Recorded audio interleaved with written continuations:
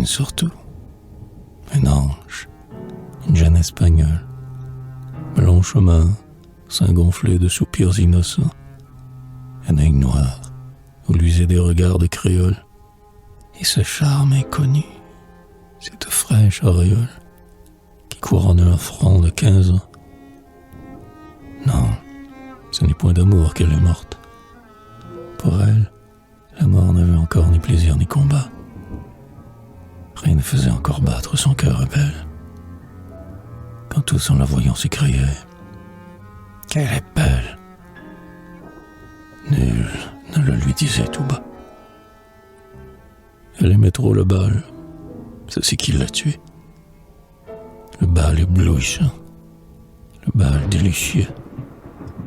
Sa cendre encore frémit, doucement remuée, quand, dans la nuit sereine, une blanche nuée danse autour du croissant des cieux. Elle aimait trop le bal. Quand venait une fête, elle y pensait 3 jours, 3 nuits, elle en rêvait. Et femmes, musiciens, danseurs, que rien n'arrête, venaient, dans son sommeil, troublant sa jeune tête, rire et bruire à son chevet. Puis c'était des bijoux, des colliers, des merveilles, des ceintures de moire aux ondoyants reflets, des tissus plus légers que des ailes d'abeilles, des festons, des rubans remplir des corbeilles, des fleurs, payer un palais.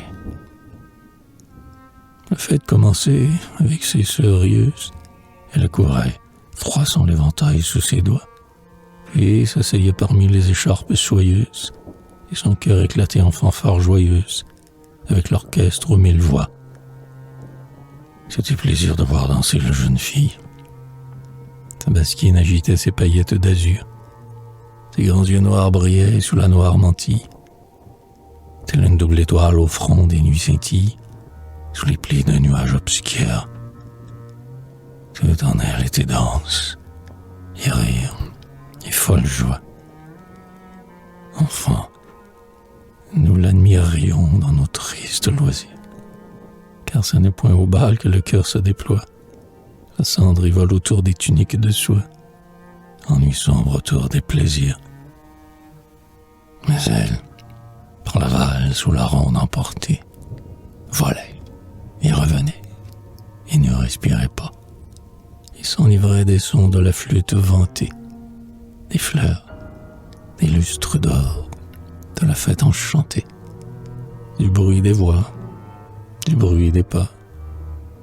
Quel bonheur de bondir, éperdu, dans la foule, de sentir par le bal ses sens multipliés, et de ne pas savoir si dans la nuit on roule, si l'on chasse en fuyant la terre, ou si l'on foule un flot tournoyant sous ses pieds. Mais, hélas, il fallait, quand l'aube était venue, partir, attendre au seuil le manteau de satin. C'est alors que jouant la danseuse ingénue, sentit en frissonnant sur son épaule nue glisser le souffle du matin.